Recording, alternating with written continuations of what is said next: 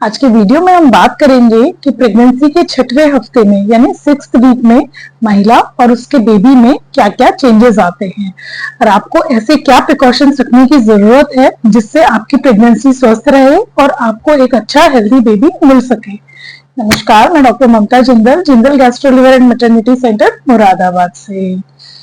जब छठवां हफ्ता स्टार्ट होता है तो आपके शरीर में एचसीजी हार्मोन की मात्रा बढ़ने लगती है। इसके बढ़ने की वजह से आपको प्रेगनेंसी के सिम्टम्स भी बढ़ने लगते हैं, जैसे आपको ज्यादा कमजोरी होने लगेगी, ज्यादा थकान महसूस होगी, ज्यादा नौजिया वॉमिटिंग हो सकता है, आपके ब्रेस्ट ज्यादा हेवी फील होंगे, ज्यादा आपको टेंडरनेस हो सकती है in comparison to 5th week. इन सारे सिम्टम्स के अलावा आपको कुछ खाने का मन नहीं करता है। बहुत बार ऐसा होता है कि जो चीजें आपको पहले आपकी फेवरेट थी वो अब आप नहीं खाना चाहते हैं और कुछ डिफरेंट चीजों के लिए आपकी क्रेविंग्स बढ़ जाती हैं। इन सारे सिम्टम्स का क्रेडिट जो है वो आपके शरीर में एचसीजी की बढ़ती हुई मात्रा को जाता है। जो प्रेगनेंसी में नॉज़िया और वॉमिटिंग होता है उसका मेनली जो रीजन है वो एचसीजी हार्मोन है। जो आपको प्रेगनेंसी में मॉर्निंग सिकनेस होती है यानी जो नॉज़िया वॉमिटिंग होता है उसका एक्चुअली नाम जो है वो एम्प्टी स्टमक सिंड्रोम होना चाहिए, क्योंकि जब भी आप लंबे समय तक भूखे रहते हैं, क्योंकि आपको खाने का मन नहीं कर रहा है इसलिए आप खाते नहीं है, आप भूखे रहते हैं, इसकी वजह से शरीर में एसिडिटी ज्यादा होती है और आपको नॉज़िया और वॉमिटिंग होता है। तो अगर आपको मॉर्निंग सिकनेस से बचना है तो उसके लिए आपको थोड़े थोड़े समय पर थोड़ा थोड़ा कुछ खाना चाहिए। जैसे आप नॉन प्रेग्नेंट स्टेट में ब्रेकफास्ट लंच डिनर 3 मील्स करते थे, उनको आप डिवाइड कर लीजिए। हर 2 से 3 घंटे में कुछ थोड़ा थोड़ा खाइए। बहुत ऑयली फ्राइड स्पाइसी आपको नहीं खाना है क्योंकि ये भी आपका नॉज़िया और वॉमिटिंग को बढ़ाता है। लेकिन आप कार्बोहाइड्रेट रिच, वाटर रिच और सॉल्ट रिच चीजें खाइए जिससे कि आपके शरीर में पानी की कमी ना हो और इलेक्ट्रोलाइट्स का इम्बैलेंस भी ना हो।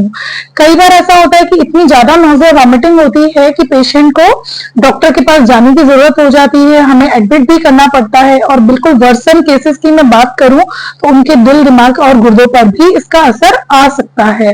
तो ऐसी कंडीशन ना हो इसके लिए आप समय से डॉक्टर के पास पहुंच जाइए। बहुत सारे पेशेंट ये भी पूछते हैं कि हमारी टमी कब से दिखनी शुरू होगी। उन्हें ऐसा लगता है कि अब तो हम प्रेग्नेंट है तो अब तो हमारी टमी दिखनी चाहिए, लेकिन अब मैं आपको बताना चाहती हूँ कि टमी जो है वो लगभग 4th मंथ के बाद ही दिखनी शुरू होती है। 3 मंथ तक यूट्रस जो है वो इंट्रा पेल्विक रहता है, मतलब जो आपकी पेल्विक गर्डल है, जो आपकी नीचे की हड्डी है, उसके अंदर ही अंदर उसका डेवलपमेंट होता है। ये तो थे महिला के शरीर में होने वाले बदलाव। अब हम बात करेंगे कि बच्चे के शरीर में क्या क्या बदलाव होते हैं। जो आपका बेबी है वो अल्ट्रासोनोग्राफी में कुछ कुछ टैडपोल जैसा दिखता है, उसको एक छोटी सी टेल भी होती है जो कि ग्रेजुअली डिसॉल्व होने लगी है। बच्चे की हार्ट रेट आ चुकी है। बच्चा जो है मटर के दाने से भी छोटा है, लगभग 10 mm का बच्चा होता है इस स्टेज पर, जो कि एक मटर के दाने से भी छोटा है। बच्चे की आंख, नाक, माउथ, पैलेट, ईयरबड्स ये सब बनना शुरू हो चुका है। शुरू की जो धड़कन होती है वो इस स्टेज पर माँ की धड़कन से थोड़ी सी ज्यादा होती है, लगभग 100 से 120 की रेंज में होती है। जैसे जैसे प्रेगनेंसी एडवांस होती है ये धड़कन और भी तेज होती चली जाती है। अर्ली प्रेगनेंसी में अबॉर्शन होने के रिस्क काफी हाई होते हैं, तो इस स्टेज पर आपको काफी सारे प्रिकॉशंस लेने की जरूरत है कि प्रिस्क्राइब की हुई फोलिक एसिड की टैबलेट्स आप लीजिए। अगर आपको बहुत ज्यादा नॉज़िया वॉमिटिंग है उसके लिए अगर डॉक्टर ने आपको कुछ दवाइयां दी हैं या आपको बीपी, शुगर या थायराइड की कुछ मेडिसिन प्रिस्क्राइब की गई हैं तो वो सब आप जरूर लीजिए।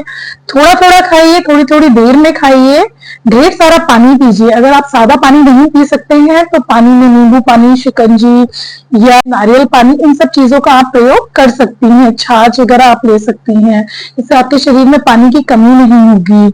साथ ही साथ इलेक्ट्रोलाइट्स भी बैलेंस रहेंगे। आपको रेस्ट करना भी बहुत जरूरी है। रात में कम से कम 7 से 8 घंटे का रेस्ट लीजिए और दिन में कम से कम 2 घंटे का रेस्ट लीजिए। रेस्ट करने से आपकी थकान दूर होगी, आपका चिड़चिड़ापन दूर होगा, आपको थोड़ी सी एनर्जी आएगी, आपका कुछ खाने का मन होगा। जो आपको बहुत ज्यादा नॉज़िया वॉमिटिंग हो रहा है उसके लिए आप जिंजर और लेमन को भी चूस सकते हैं। इसकी कैंडीज भी आती हैं बाजार में, अगर आप चाहें तो उनको भी ले सकते हैं। अगर इन सारे घरेलू उपाय से भी आपका नॉज़िया वॉमिटिंग कंट्रोल में नहीं आ रहा है तो डेफिनेटली आपको डॉक्टर से मिलने की जरूरत है।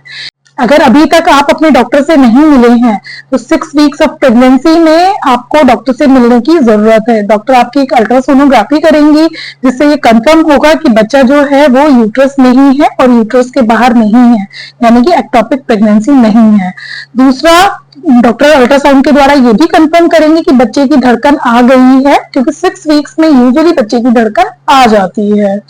अर्ली प्रेगनेंसी में कुछ ब्लड टेस्ट होते हैं, हम सीबीसी कराते हैं, थायराइड कराते हैं, ब्लड ग्रुप चेक करते हैं, वायरल मार्कर्स चेक करते हैं, मरीज की शुगर क्या चल रही है वो चेक करते हैं। कोई भी वैल्यू आपकी डिरेंज आई है तो अकॉर्डिंगली डॉक्टर आपको मेडिसिन प्रिस्क्राइब करेंगे। एक बहुत इंपॉर्टेंट टेस्ट है जो अर्ली प्रेगनेंसी में होना ही चाहिए, वो है ब्लड ग्रुप।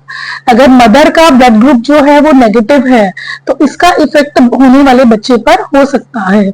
अगर बोथ पार्टनर्स, हस्बैंड और वाइफ दोनों का ब्लड ग्रुप नेगेटिव है तो कोई टेंशन की बात नहीं है, लेकिन अगर मदर का ब्लड ग्रुप नेगेटिव है और फादर का पॉजिटिव है तो हमें एक इम्पॉर्टेंट टेस्ट कराना होता है इस स्टेज पे, जिसे हम इनडायरेक्ट कूम्स टेस्ट कहते हैं। तो ये टेस्ट आप जरूर करवाइए, और अगर ये टेस्ट नेगेटिव आता है तो बहुत अच्छी बात होती है। अगर ये पॉजिटिव है तो आपको फर्दर टेस्ट और फर्दर ट्रीटमेंट की जरूरत है। इसके अलावा आपको कैफीन का उपयोग नहीं करना है, मिनिमम करना है, अल्कोहल नहीं लेना है, स्मोकिंग नहीं करनी है, फोलिक एसिड की टैबलेट्स लेते रहना है और हेल्दी बैलेंस डाइट लेनी है। आई होप ये जानकारी आपके लिए हेल्पफुल होगी। ऐसे ही जानकारी भरी वीडियोस के लिए हमसे जुड़े रहिए, हमें सब्सक्राइब करिए। Thank you.